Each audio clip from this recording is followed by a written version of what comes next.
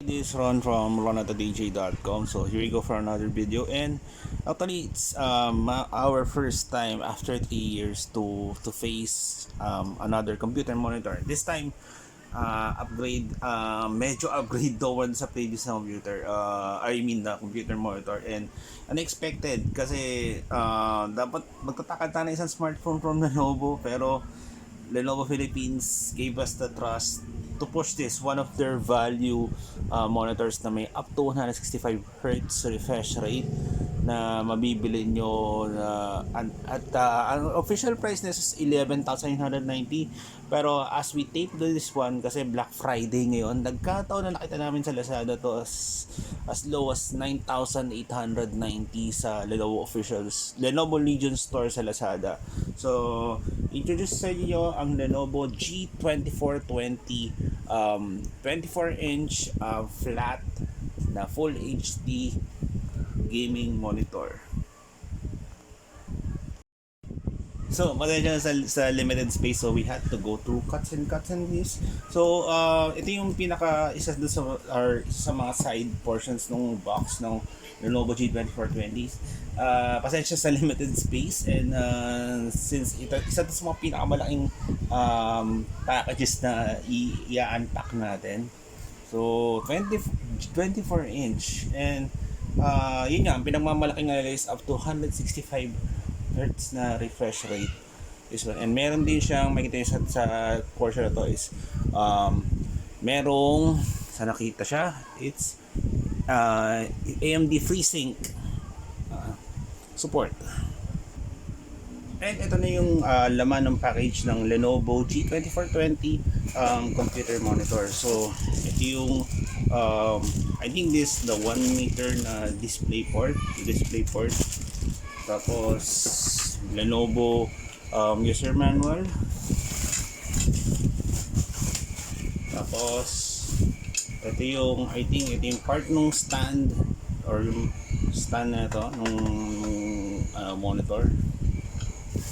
Then another user manual. Tapos ito yung power cord. So may 3 prongs siya, I guess. May 3 prongs. And looks like goods ito for me kasi yung mga computer monitor or yung present na computer monitor ko is may break siya sa pagitan nitong mga wires, which di ko siya gusto lalo sa 1K cable management. So good job sa Lenovo on this one. Tapos next, ito yung second part nung stand ng monitor.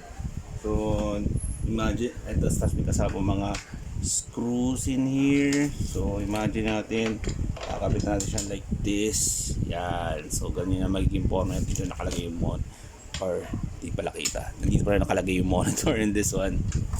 Dito mo siya iigpit. Di natin siya iigpitan. And ito na yung itsura nung nabanggitan natin. It's a flat monitor, this one. Yung may sakto lang yung bezels nito with the Lenovo logo.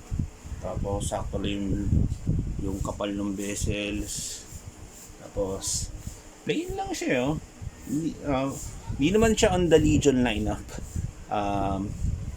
Which okay lang kasi more one of the budget na monitors ng Lenovo. Tapos Lenovo logo on this side, tapos PESA mount, tapos pag tingnan mo dito pag tingnan sa portion nito, nandito yung dalawang HDMI ports and yung display port, and dito natin nalagay yung power cord.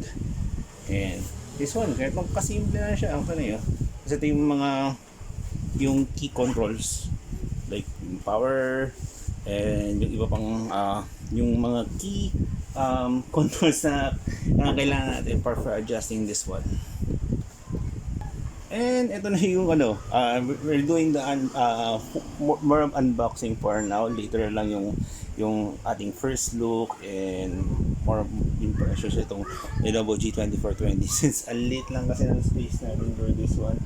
And so far simple, kahit functional, and ang gusto ko sa kanya is wala akong nakikitang power break for this G24-20 monitor ng Lenovo, and which mas madali siyang uh, i-adjust for cable management, lalo kung may malaki akong test on the side. So that's it. Abangan nyo na yung review ko soon sa website, and please like and subscribe our YouTube channel, and also follow our social media accounts at the description below.